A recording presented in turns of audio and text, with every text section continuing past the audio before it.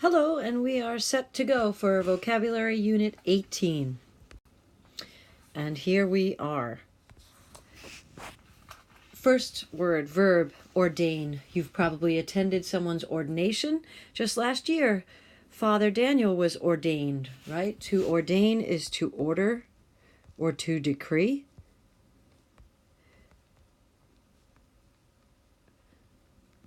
In terms of Father Dan's case, he was decreed officially a priest. And if we just want to take the verb form and turn it into a noun, an ordinance is a decree, a declaration, an order of sorts.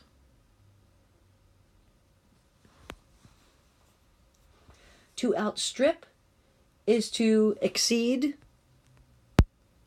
She outstripped her in beauty. We can hear that Miranda has far outstripped Sycorax in all ways. In fact, at one point, Caliban will say that. To outstrip could also mean to move faster than, or to outdo. If you are involved in something that's overt, it means it's not hidden. It's open to view.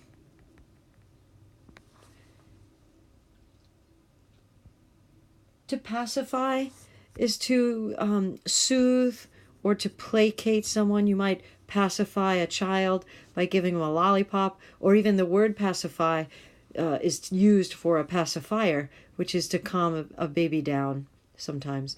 To placate, to appease, to soothe, to quell. In Lord of the Flies, Ralph tries to pacify Jack by making him leader of the hunters. When something is palpable, it's tangible. You can feel it. It's concrete. Remember, Macbeth says something about "in form as palpable as this which now I draw" in his dagger speech. He's envisioning this, but it looks so real. It's almost as palpable as the one that he is pulling out of his sheath. A paltry sum is an insignificant sum. If you're doing something for a paltry salary, you might be saying that you're doing it for mere peanuts. You're not making a lot of money.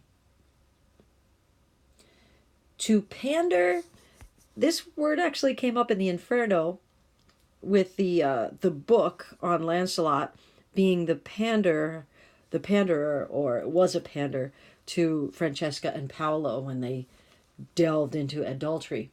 To pander is to cater to the low desires of someone.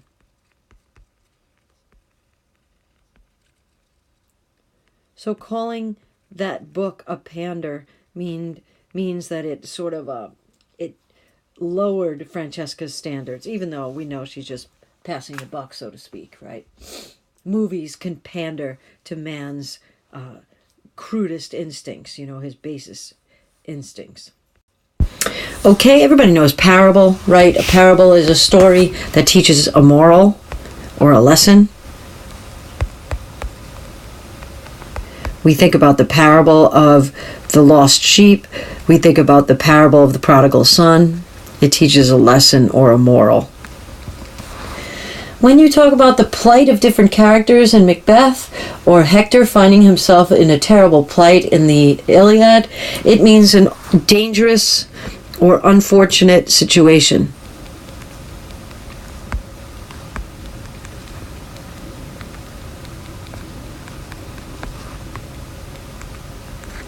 We need to pray for their plight, for their situation. To plummet is to fall rapidly. It's to fall or drop straight down. Think about I hate to say a plane plummeting, but you can also think about a keychain plummeting to the bottom of the sewer because it fell from someone's hand. To fall or drop rather quickly, then straight down. We know the word politics, but when something is politic, it means that it is prudent. It is well devised. It is, he didn't think it politic to refuse their offer. He didn't think it well advised or well devised. To ponder is to think. So when something is ponderous, you would think that it involves rumination or something like that, but it doesn't actually. Ponderous means very slow, kind of clumsy, ponderous movements. Just clumsy, no ly there. Ooh, wait a minute, where is the eraser? Let's make that a little bit neater. Right, if you're talking about her footsteps were heavy and ponderous. Think about Sonnet 130 by Shakespeare, the anti-sonnet. She's kind of plodding along. I grant I never saw a goddess go. My mistress, when she walks, treads on the ground with ponderous tread. Pontifical, this we can use a root word for. It's anything related to the pontiff, right? Relating to the Pope.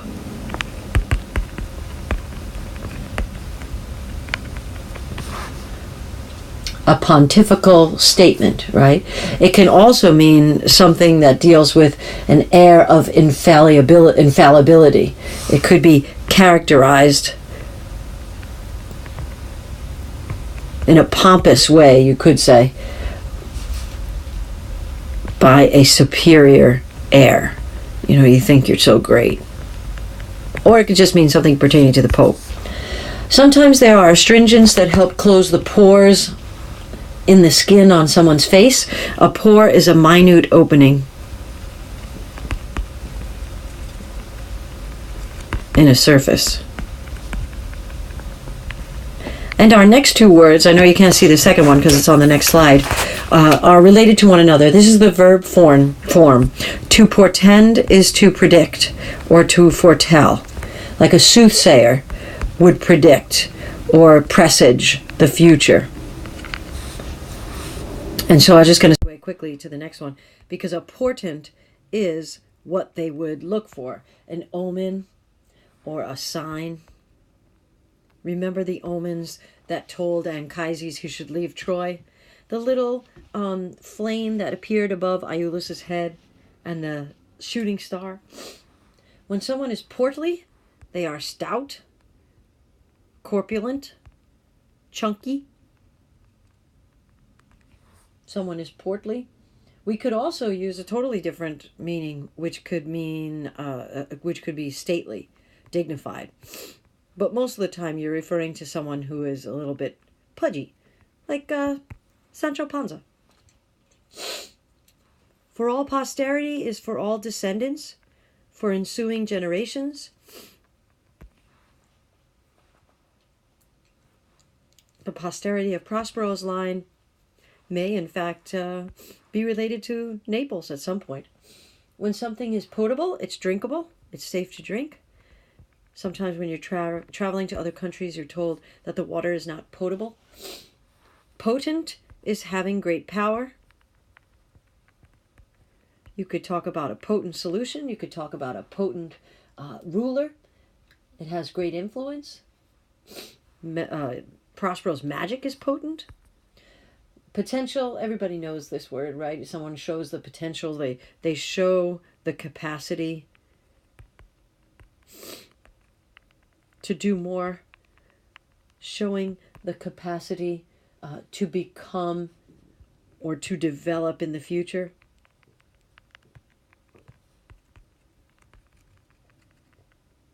You want to tap into all of your potential. A potion is a dose of something, usually in liquid. Tristan drinks a dose or a potion of love liquid, I guess you could say, or a love potion that makes him fall in love with Isolde. And a prank is a practical joke, a mischievous undertaking, right? Ariel's voice at times can be used as a practical joke or a prank. Okay, so there you have it. Vocab Unit 18.